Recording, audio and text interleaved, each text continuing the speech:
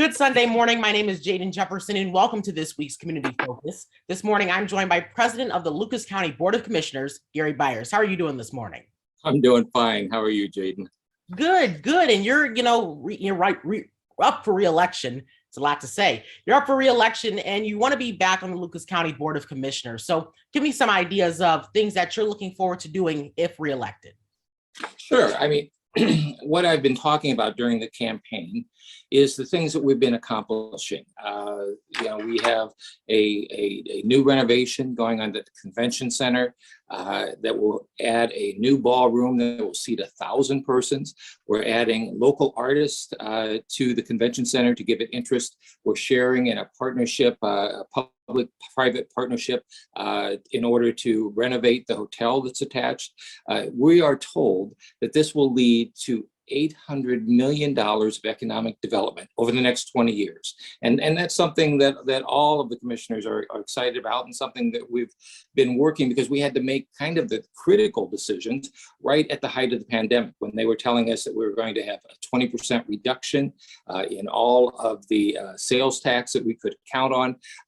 We nonetheless just chose to go forward because we thought it was best for the community.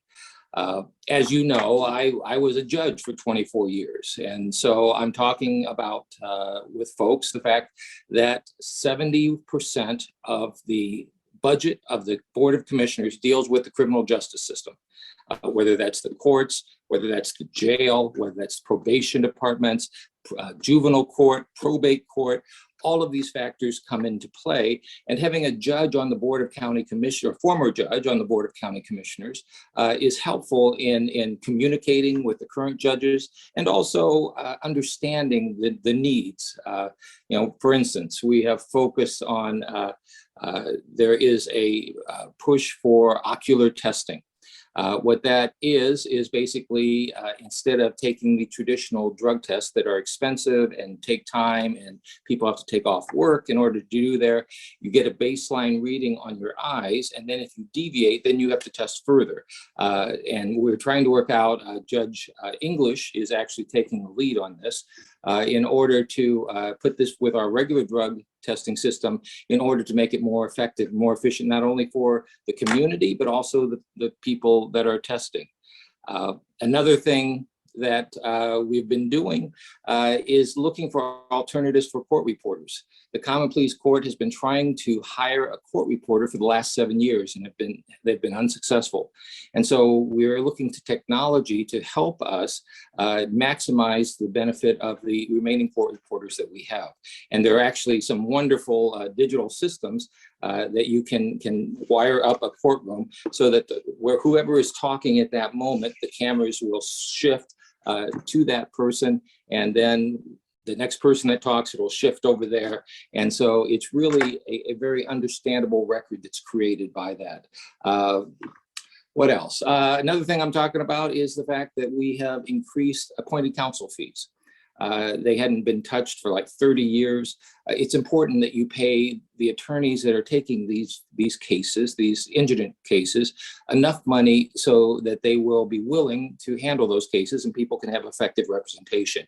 And so we increased that by 50%, as well as increasing the maximum rate for particular charges dramatically, and so that we were consistent with the state public defender's office. And that's part of what we've done.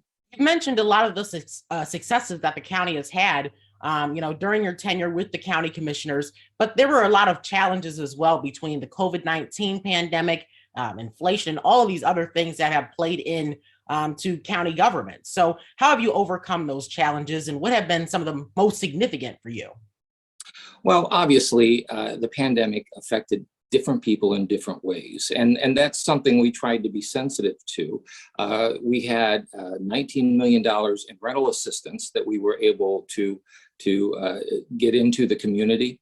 And then that led, and believe it or not, it's kind of unbelievable, but it's difficult to spend large amounts of federal dollars within a short period of time because of all the documentation that you need. But we decided to partner with the city of Toledo and other partners in the community, Pathway and others, in order to to share this burden and effectively get this out to the families that need it the most. And that was so successful that a lot of the money that was pulled back from other communities that couldn't get it to where they needed in time, we got a second $19 million. The city of Toledo did as part of this same program that we'll be able to use in our community for rental assistance as well. We're always working on economic development. That's one thing that I've been spending a particular time on is trying to build a new jail. We're required by state law to have a jail. The one that we have right now is wasting public dollars, and we need to find a way to build something that is safe and effective and in the downtown area without a tax increase. And so that's what we're working on. And in conjunction with Sheriff Navarre, I've actually viewed our role in this whole jail issue as one that is supportive of the sheriff rather than taking the lead and then giving it to the sheriff. He's the expert. He's the one that knows about corrections and housing of pretrial persons waiting for trial. And in conjunction with him, we're going to do, I think, some good things for the community. We've gotten $2 million from the federal government. Marcy Captor was able to get that for us recently in order to focus on a mental health wing that we are going to incorporate that. It's not so many people that we deal with in the Lucas County Jail have some form of mental health problems. 25% of the folks currently in the jail this morning have been diagnosed with a serious mental health problem. 68% of the folks that are there have had some type of mental health treatment in their lifetime. And so it's very critical that we have a meaningful presence for mental health counseling while they are there and get them the help that they need so that you don't have bad things happening. And so those are the types of things again, in conjunction with Sheriff Navarre, I think we'll be able to build it downtown. The leading site is where the health department currently is. We have to find a place for the health department, and then we can demolish that building and start construction. We are currently in our what's called A&E phase of the project, architectural and engineering. And that's exciting because we're going to finally get an idea of what this building is going to look like. We want it to be civically pleasing because it's going to be on the Civic Mall. And we're coordinating with the city of Toledo and the federal government in order to try to change the Civic Mall into something that is much more community oriented, something that reflects our community, and some exciting things as far as having representations of Lake Erie, openings, all of those things as part of the Civic Mall, and it will be more green space. And so I think it's something that the community will appreciate and something I want to continue to work on. And that's why I'm running for re-election. We're starting to get closer and closer to potentially having that new jail downtown. But another thing that you did mention was that city-county partnership, which is so crucial to getting a lot of these things done that, we've needed. Some of them were things that were the result of the pandemic, and they were just other things that just needed to be done. So what are the benefits of having this restored relationship? Yeah, I mean, there was a period of time when the city and the county had important disagreements over how to fund detention. There was a ruling that indicated that if you wrote a criminal charge under state code, the county was responsible for it. If you wrote it under municipal code, then the city was responsible for it. And in order to save funds, the city started writing under state code so they didn't have to pay for detention, but that put a big burden upon the county, and it ended up in a lawsuit. This was all before I came. And ultimately, the city prevailed in that lawsuit. The bottom line is that's old history, ancient history. We have to put it behind us.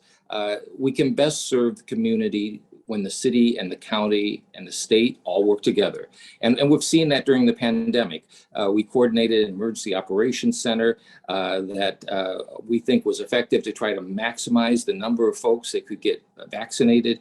And also back in the early days when we were talking about PPP, getting masks and all of those sanitizer, all of those things that we sort of take for granted now since we've been in this pandemic so long is something that we had to put put together initially, and working together is what made that happen. And I'm proud of the response that we had.